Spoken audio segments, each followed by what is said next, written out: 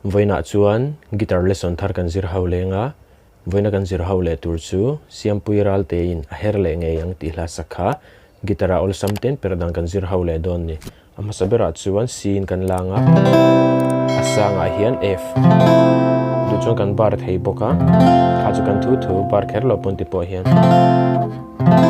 kan met thei ni chu kan du ni chu kan thu ni chu chuan hniam a G minor a D minor A minor chuan C major 7 kan hmanga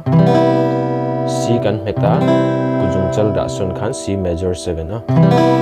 chuan C7 a chorus ludona kan hmang je ubokang C kan meta kujung chalin third fret a khan third string ti tel khan me a kha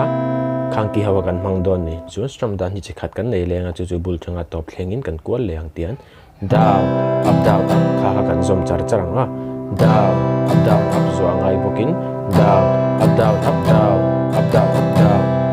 up sui lung zong a len thin ye ton lo kari lo te apo